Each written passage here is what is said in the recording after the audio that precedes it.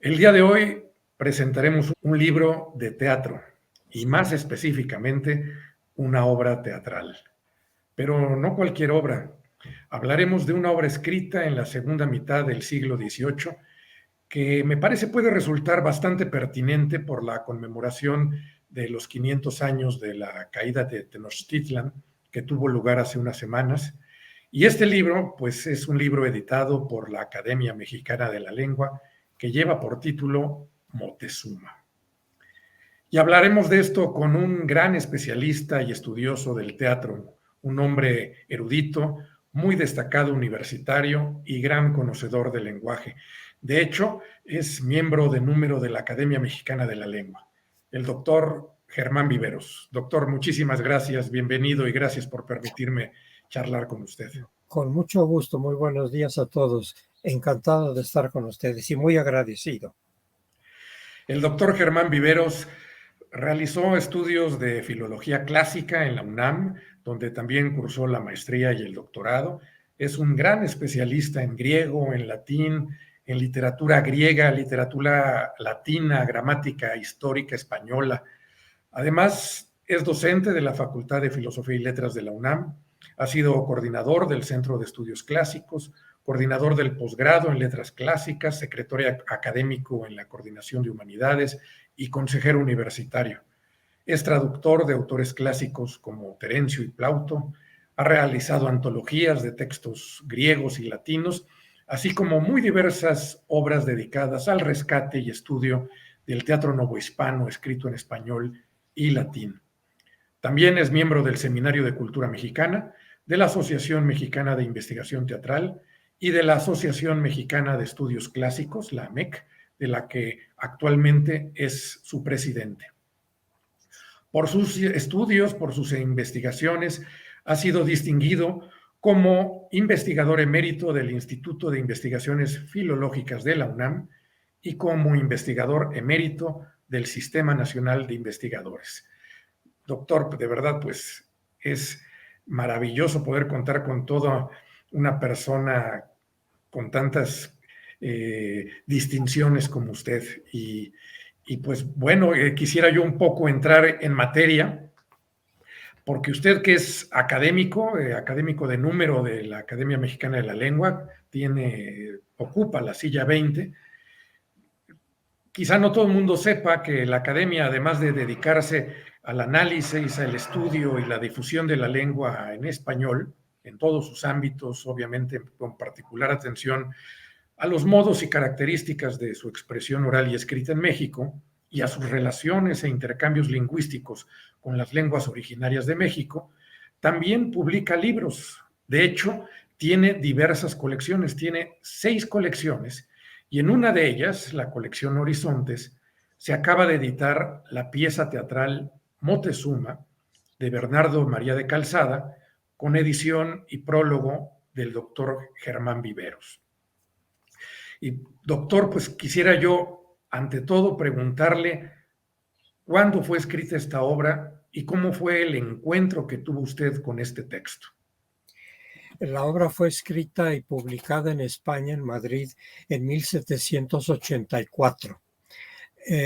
Yo llegué a este texto, o me encontré con este texto, a raíz de búsquedas documentales en archivos históricos de México y de Italia, y ahí me encontré con un texto, con un ejemplar de esta edición, y me pareció interesante ocuparme de ella, puesto que en nuestro país no había sido editada, y en realidad en España tampoco recientemente. Por eso me interesa en publicarla ahora y además aprovechando esta efemérides, digamos, del encuentro de dos mundos, como decía un colega. Y usted en el prólogo, que realmente es muy, muy bueno y muy interesante, comenta de las modalidades del teatro en el ámbito hispánico que se dan entre el siglo XVI al siglo XVIII, en donde se ubica esta obra de Moctezuma.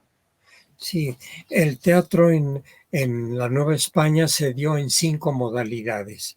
El teatro evangelizador, el teatro de colegio y convento, el teatro de calle, el teatro de coliseo y la llamada máquina de muñecos. Fueron las 5 modalidades con las que se dio el teatro en la Nueva España. En el mundo hispánico se dieron estas modalidades, excepto la del teatro evangelizador, que fue característica de la Nueva España. Y el caso de esta obra de Moctezuma es ubicable dentro de lo que yo llamo teatro de coliseo, es decir, la tercera manifestación cronológicamente hablando que se dio en la Nueva España. Yo ahí lo ubico como teatro de coliseo, en lo que yo llamo teatro de coliseo. ¿Y cuáles serían estas características del teatro de Coliseo? Básicamente el que se daba en el edificio construido expresamente como teatro. Y a ese edificio le llamaron Coliseo. Hay un ejemplo muy revelador de cómo era este teatro en la ciudad capital de nuestro estado de Puebla. Allí se conserva el primer coliseo que existió en América. Ahí está en Puebla.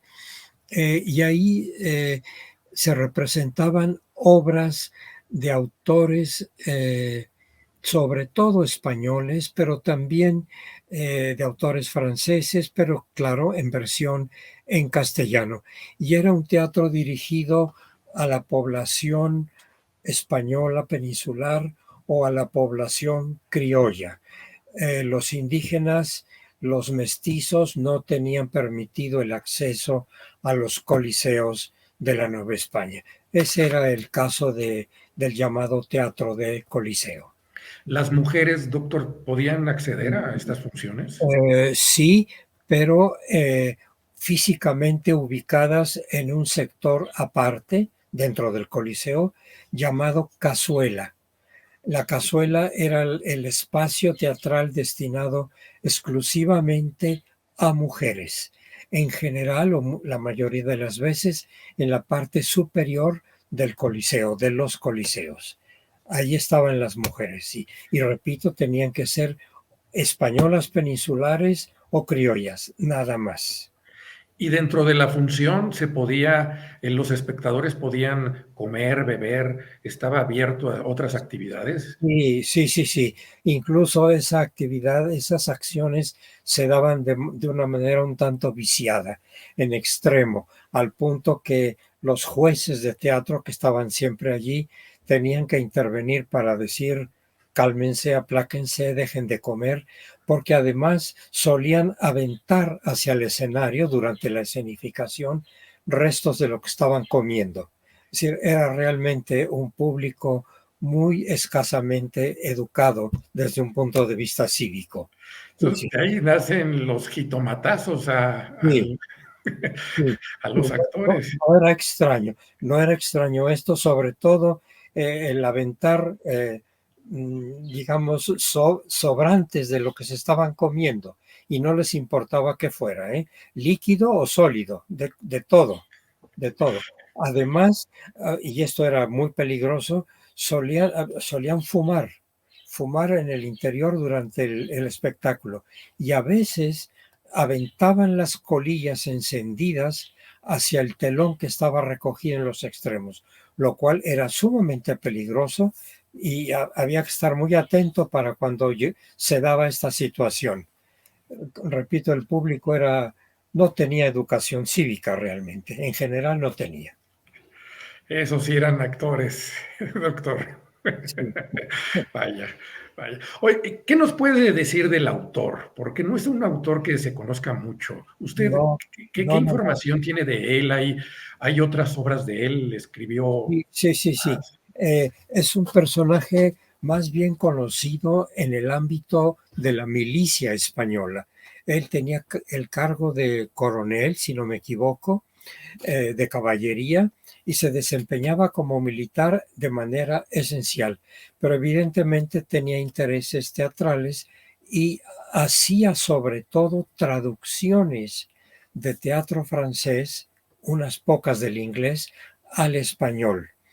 Incluso eh, Fernández de Moratín dice que Este hombre, Bernardo María de Calzada, era un traductor irredento, algo así, dice de él.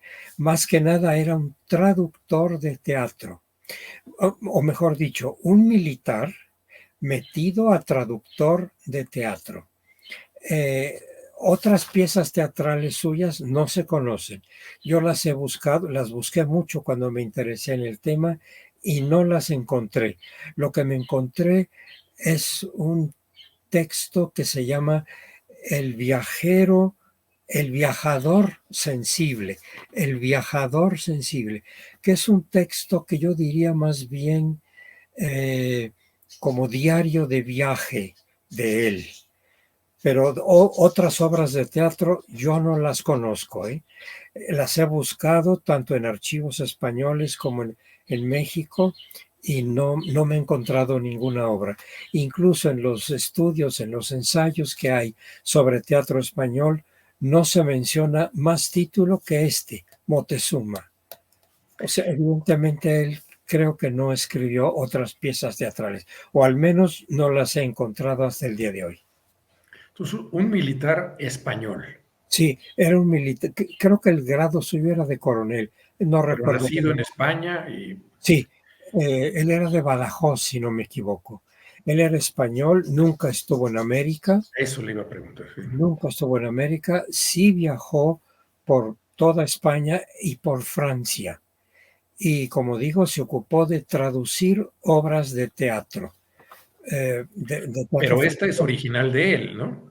Sí, sí, Moctezuma, sí, Sí. sí, sí, sí. Sí, Esa sí. porque es muy significativo, por lo menos creo que resulta relevante que un militar español que no viajó a Nueva España, que no conoció estas tierras que ahora son México, se haya interesado por la figura del emperador azteca. Sí, sí, sí, esto sí llama la atención.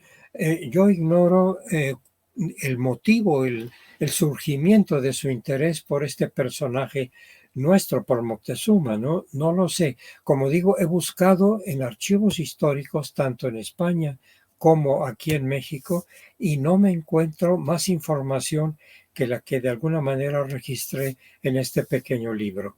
Es decir, y como digo, el caso de Moratín, que lo define como traductor y redento. Creo que son las palabras que utiliza para referirse a él. Y lo hace para decir que no era un hombre de teatro, sino un militar, traductor y redento. Es como lo definen. Y creo que esto explica el que no haya más textos suyos o de su autoría, al menos conocidos. ¿Eh? Cono- Doctor Viveros, ¿y cuál es el argumento de la obra? Qué tan apegada la anécdota que se cuenta en la obra está sí, a los hechos históricos? sí. Bueno, yo manejo los conceptos de argumento y tema de un modo un poco diferenciado. Como argumento me refiero a algo así como el hilo conductor sobre el que está montado el tema. Para mí el argumento es la aprehensión y muerte de Moctezuma y el tema es el encuentro de dos culturas. Es como yo distingo tema de argumento en el caso de esta obra. Es decir, el argumento es clarísimo, es decir, la aprehensión y muerte violenta de Moctezuma. Y como tema, yo me atrevo a definirlo como el encuentro de dos culturas. Y en esta obra hay personajes realmente muy destacados, porque, pues sí, Sí, está el emperador, pero se rodea, el autor lo rodea de unos personajes muy sólidos, muy bien construidos, y yo le quisiera pedir que si nos puede hablar de los personajes que también intervienen en esta obra de teatro. sí. Bueno, siguiendo una jerarquía, digamos, de personajes, los protagonistas, evidentemente, son Cortés y Moctezuma. Estos son los protagonistas en el sentido estricto de la palabra. Eh, Inmediatamente abajo de ellos, pero con una jerarquía casi equiparable a la de Moctezuma, está Tabalca. esta mujer indígena enamorada de Moctezuma que manifiesta su sentimiento amoroso de una manera sincera, desinteresada, incondicional. Es realmente un personaje casi del nivel de Moctezuma. Sin embargo, yo la considero como personaje secundario, pero a punto de ir a primer nivel. Otros personajes, pues esos sí son secundarios, son los, según mi jerarquía, ¿no? Son los capitanes. Aguilar es uno y el otro no recuerdo. Alvarado, que supongo que es Pedro de Alvarado, Sí. Esto, al que le acaban de quitar al nombre de la calle, ¿no? sí, sí, Por sí, las matanzas y que es parte del tema, ¿no? sí, sí, Que sí. sale ahí. Para mí ellos son personajes secundarios, claramente secundarios, que están para apoyar y para definir la personalidad de Cortés.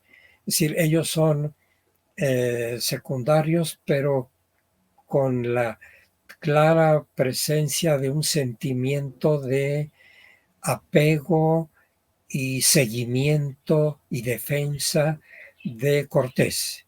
Es decir, son incondicionales suyos en todos los sentidos. Eh, eh, Son paradigma de lealtad, los dos. Claro. Sin embargo, su jerarquía escénica me atrevo a definirla como de personajes secundarios, porque no están tan definidos como Cortés y Moctezuma, ni como Tabalca. Sí.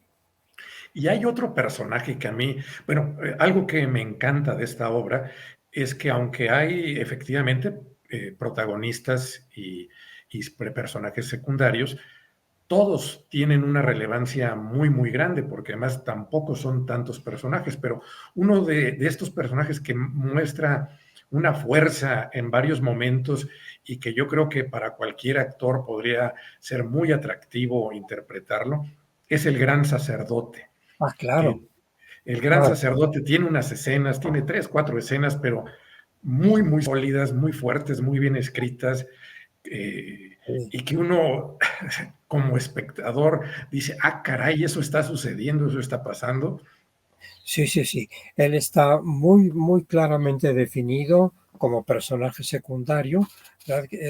Como usted bien dice, de un carácter muy fuerte, un hombre severo, de convicciones, que eh, incluso se atreve a contradecir a Moctezuma en varias ocasiones y en varios sentidos. Incluso es el que le ocasiona la muerte, ¿no? Sí, es un personaje muy sólido, muy de temperamento, de carácter muy severo, muy, muy consciente de sus actitudes y muy convencido de su ministerio y de su cultura. Sí, sí, sí, sí. Y además, podría mencionar altivez que en un momento dado tiene, porque llegar ante Cortés y decirle, mira, sabes, ya todo el pueblo y toda la ciudad está lista para alzarse, entonces te doy chance que aunque nos tienes ahorita bajo tu yugo, te vayas con todos los tuyos y salgas por las buenas. Te damos esa oportunidad. Bueno, esa escena es realmente muy, muy fuerte, creo que muy teatral. A mí algo de lo que me gustó la obra es que siempre está uno como espectador, diría, en el filo de la butaca, esperando a ver qué pasa. Sí, sí, sí, sí. Realmente la obra tiene un atractivo escénico muy claro, muy evidente, eh, fácilmente aprovechable, digamos, en manos de un director de teatro, ¿no? Claro que sí, claro que sí. Y Y es, hay otro tema, bueno, otra cuestión que uno siempre se imagina a Moctezuma y a Cortés como enemigos. Y aquí la obra nos muestra otra cara. sí, sí, sí, sí, sí, sí. Claro, ahí se muestran ambos condescendientes entre sí, comprensivos, tolerantes entre sí. decir, una situación muy, muy diferente de la que suele darse hoy en día respecto de estos personajes. Inclusive Moctezuma se muestra pues que ya dejó su religión autóctona y se muestra propicio, favorable a la religión católica, y se muestra condescendiente con Cortés, y Cortés corresponde a esa condescendencia con la suya propia. En fin, son conductas bien diferentes de las que históricamente, creo, tenemos acerca de ellos. Sí. Uno de los valores que creo que se tocan en esta obra es la lealtad. Y Sí. pareciera paradójico, pero hay una gran lealtad entre Moctezuma y Cortés con Moctezuma. Sí, O yo sea, diría, nunca dudan de su palabra uno de otro, ¿no? no, no, no. Se muestran más que nada, diría yo, condescendientes, condescendientes entre sí, en todos los sentidos, desde el punto de vista, digamos, religioso, moral, de autoridades. Sí, sí, sí. Son, para mí, claramente hay condescendencia evidente, mutua, entre ambos. Sí, sí. Se toleran muy bien, casi son simpatizadores entre sí. Sí. Y que también es un elemento, creo, muy aprovechable para la escena. El autor Bernardo María de Calzada, pues, que escribe y que vive entre el siglo XVII y principios del XVIII, utiliza el verso para construir su obra, para crear esta pieza. ¿Qué tipo de verso es? ¿Cómo está construido? Ah, qué bueno que ¿Por mencionas. qué? Y otra pregunta, ¿por qué en estos siglos, usted que es un gran conocedor, prácticamente los autores teatrales no escriben en prosa? Casi no hay teatro en prosa. Sí, bueno, en cuanto a la primera parte de su pregunta, la obra está construida cabalmente, 100%, en versos endecasílabos. Yo me atrevo a decir que la obra en su conjunto es un paradigma del metro llamado endecasílabo. Por donde quiera que uno abra el libro y haga la escansión de cualquier verso, se va a encontrar con endecasílabos. No hay falla alguna. Yo hice la escansión verso por verso para comprender la métrica suya y es claramente endecasílabo, con el acento infaltable en la décima sílaba, pero bien combinado con la acentuación en la primera, en la segunda, en la tercera, en la cuarta y en la sexta. Es decir, es un paradigma de veras para estudiar el metro endecasílabo. Realmente es magnífico. Es un modelo de versificación en endecasílabos. ¿Cuál era la otra parte de su ¿Por cuestionamiento? qué casi no se escribe en prosa? Sí, bueno, es que en la época se ve el lenguaje teatral como un medio para crear arte, es decir, crear arte a partir del lenguaje y para diferenciarlo del lenguaje coloquial cotidiano. El lenguaje coloquial cotidiano no es arte, es un medio de comunicación. En cambio, el lenguaje teatral de esta época es un lenguaje que aspira a ser obra de arte, pero obra de arte expresiva, obra de arte a partir de la lengua.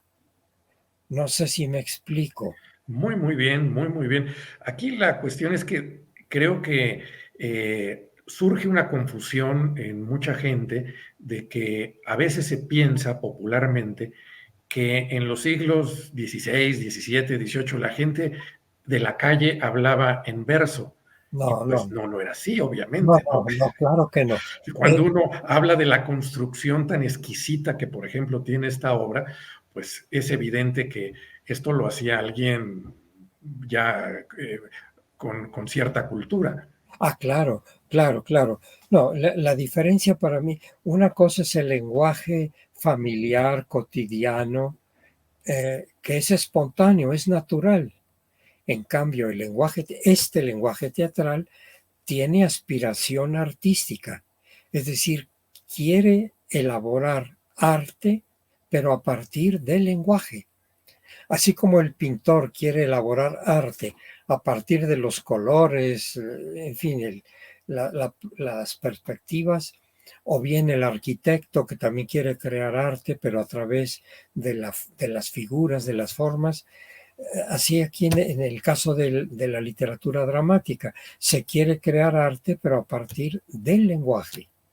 Y esa es la diferencia con el lenguaje cotidiano, que es simplemente un medio de expresión, un magnífico medio de expresión, pero que no tiene aspiración artística, como este lenguaje en verso.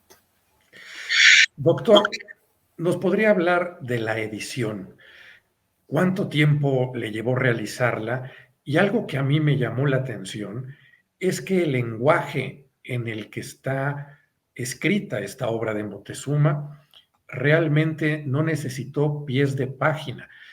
Son unas cuantas palabras, quizás 5 o 6, las que de repente usted nos hace referencia que tienen otro significado, otro uso del que actualmente se tiene, pero podemos hablar de que el 99.9% de la obra es perfectamente entendible, supongo, de cómo se escribió originalmente o por lo menos como está editada actualmente por la Academia Mexicana de la Lengua.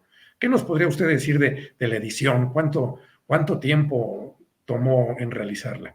Bueno, me resulta difícil pensar en ello porque, bueno, el trabajo concreto para preparar esta precisa edición, yo diría alrededor de unos 5 meses. Pero debo decir que yo tenía ya material documental recogido en torno a esta obra y en torno a noticias acerca de ella. Si en mis búsquedas de carácter archivístico yo tenía ya recogido este dato, o sea, este dato y otros. Y en un momento dado, cuando me decidí a preparar esta edición, pues aproveché esos materiales documentales que yo tenía o que yo tengo y me senté a preparar la edición. Y esto me llevaría alrededor de unos 5 meses aproximadamente, sin contar todo el trabajo de investigación documental o archivística previo. Ahora, el lenguaje es absolutamente comprensible. ¿Así fue escrita? Sí, sí, sí. Ah, bueno, yo, como lo digo en alguna parte, actualicé la ortografía para facilitar la lectura actual, la lectura y probable puesta en escena de esta obra. Pero sí, eh, digamos, la obra, el manuscrito original está, se manifiesta, se presenta al modo propio del siglo XVIII. Sí, sí, sí, sí. El uso de la S o de la C o de la Z o el uso de consonantes diversas, su manera de escribirlas. Sí, sí, sí. La puntuación la actualicé también. En fin, es una edición pensada para facilitarla hoy al lector de nuestros días. Sí. No, y vaya que lo logró, doctor, porque creo que es una lectura muy, muy gozosa la que se tiene de de esta pieza por su contenido, por cómo está escrita, pero también creo que por cómo está editada. Y usted ya algo mencionaba al principio de nuestra charla. ¿Se conoce si esta obra se ha llegado a representar? ¿Hay algún dato de que se Sí, haya sí, escenificado? sí, cómo no. Justamente a raíz de esas búsquedas documentales que yo tenía ya y que tengo aquí en casa, ¿verdad? Me encontré con que esta pieza, esta obra de teatro, fue representada en el Coliseo de México 2 veces en el año de 1791. Eh, hay constancia documental de esto. La información contenida sobre esta representación la tengo aquí registrada. Está en la Biblioteca Nacional de México, en el manuscrito 1412 y también en la sección llamada Raros de la Biblioteca Nacional de México. En estas dos fuentes documentales están textos de esta obra. No, no mayor información, solamente el texto, lo cual hace ver que fueron, y se dice, ¿no? Representadas en el Coliseo de México. Sí, eso sí. No se habla si respetaron las acotaciones que da el autor para la No, escenografía, porque es una obra que se desarrolla en el Palacio Principal de Moctezuma y todos, dice el autor, van en trajes nacionales. No hablan estas crónicas de cómo fue entonces no, no, para escenificada. nada. No, solamente se da la noticia, como tantas obras representadas en los Coliseos de México. Es decir, se menciona el título de la obra, el autor, la compañía teatral que la llevó a cabo, el, el, la cabeza de esa compañía teatral, nada, nada más, nada más. Y el texto, están los textos manuscritos, porque antes de que una obra llegara a representarse en el Coliseo, debía pasar por censura. Por esta razón se conservan los manuscritos que veían los censores para a partir de ellos decir si aprobamos o no aprobamos su representación. Por eso se conservan en México y en otros lugares los textos de estas obras, pero no hay mayor información colateral, digamos. Doctor Viveros, quisiera también preguntarle, hay por lo menos dos óperas que hablan del emperador Moctezuma. ¿Hay alguna relación que conserven esta obra de Bernardo María de Calzada con el Moctezuma de Vivaldi o el Montezuma de Karl Heinz Graun, que por cierto está próximo a presentarse en una versión semi-significada en el Palacio de Bellas Artes? ¿Hay algún, digo, aparte del personaje, alguien toma alguna referencia, se inspira alguna obra en otra que usted sepa? Sí, no, la única relación que yo veo es la presencia de los personajes, de los protagonistas, tanto de Moctezuma como de Cortés, pero no, no veo yo relación temática precisa, ni mucho menos en detalle. No, no, no. Son óperas estas dos.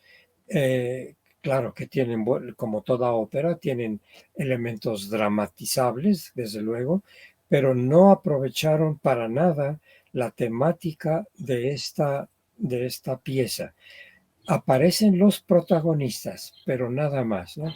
Sobre esta posible relación, digamos así, hay un artículo, no recuerdo en este momento, lo debo tener guardado por aquí, hay un artículo de una investigadora, no sé si mexicana o española, que se ocupó de estudiar estas óperas y menciona su, digamos, relación, aunque no usa la palabra relación, menciona la conexión, digamos, con el texto de Calzada, pero lo cual hace ver que solamente lo que tienen en común es la presencia de los personajes, pero que nada tienen que ver con los de Calzada.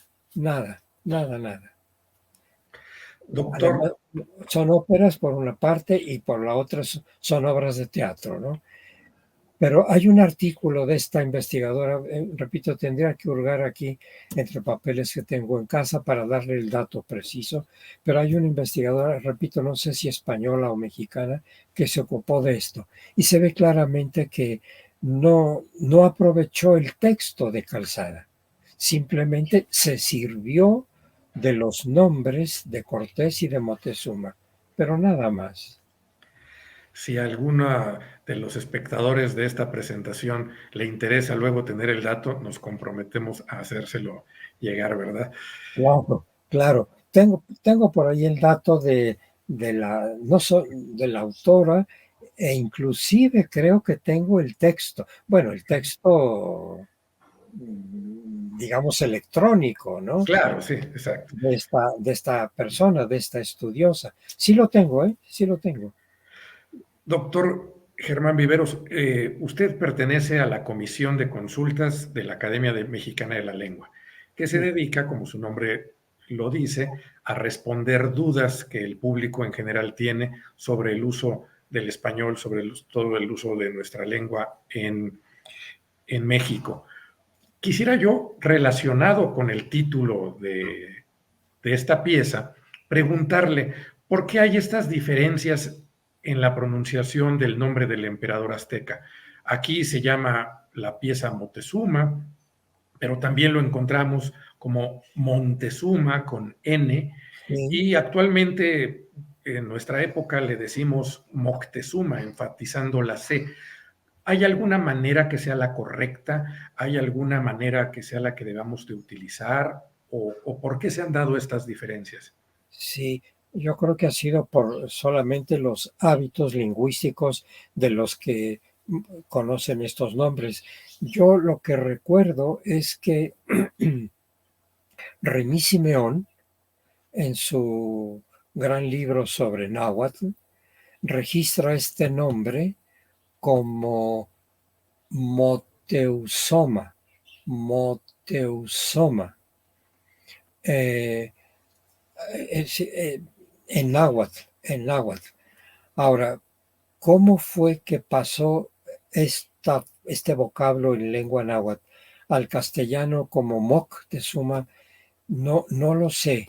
Ignoro cuál puede ser la razón fonética para que se explique la inclusión de esa consonante gutural sorda C y que aparezca Moctezuma.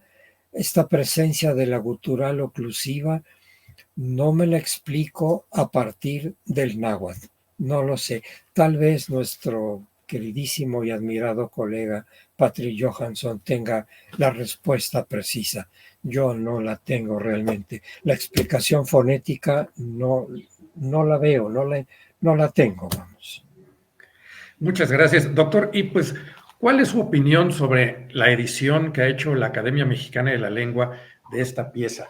Porque, pues, usted también es un hombre de libros, no solo de letras, sino de libros. ¿Y cuál fue su opinión de esta, ya del texto físico, del Bueno, objeto físico? no, realmente es como para felicitar a los editores de la academia, verdaderamente, porque resultó una edición muy digna, muy cuidadosa, muy asequible. Creo que el trabajo editorial, técnico, ha sido admirable, magnífico. Es un trabajo digno de felicitación a los que intervinieron en esta edición. Verdaderamente es magnífica. La edición es magnífica. Pues yo coincido plenamente con usted. Es un objeto, un libro muy, muy bello, muy bien hecho, muy, muy Sí, cuidado. sí, Pertenece a la colección Horizontes de la Academia Mexicana de la Lengua, que también ha publicado otros títulos. Ahorita usted mencionaba a su colega don Patrick Johansson, pues está el español y el náhuatl, sí, también una edición muy, muy buena. O también de magnífico. Miguel Capistrán, hace unos meses se editó este libro que se llama Contemporáneos y otras lecturas. Y otro que yo creo que resulta también fundamental, Lenguas originarias y pueblos indígenas de México, de don Leopoldo Baliñas. Aquí está dando un poco el charolazo, pero aquí lo tienen. Y todos estos libros, y sobre todo del que hemos hablado, este libro de Moctezuma, Tragedia en 3 jornadas, de Bernardo María de Calzada, con edición y prólogo de don Germán Viveros, Está a la venta ya, lo pueden encontrar en el sótano, en las librerías El Péndulo y también por Amazon. Ustedes por internet lo pueden buscar en Amazon y les llega a su casa, a su domicilio. De verdad, doctor Germán Viveros, yo he estado encantado de esta charla para hablar sobre una obra de teatro, para hablar del teatro en general. No sé si usted guste agregar algo. No, no, no, solamente agradecerle a usted y a todo el equipo editorial de la Academia su eh, accesibilidad para conversar, para charlar sobre temas de interés común. Yo no tengo más que decir que agradezco enormemente esta posibilidad de conversar con usted y de felicitar a los realizadores de esta edición. Es todo lo que tengo que decir, don Antonio. Pues felicitamos realmente a la Academia Mexicana de la Lengua por esta serie de libros que ha estado Sí, editando, a sus autores, agradecerle, don Germán, esta charla que creo que para la gente de teatro puede ser sumamente atractiva y dar a conocer un texto pues que es prácticamente desconocido, a pesar de que se ha escrito desde mediados del siglo XVII. Muchísimas gracias a usted, a y hasta ustedes, muy pronto. a todos. Hasta pronto, sí.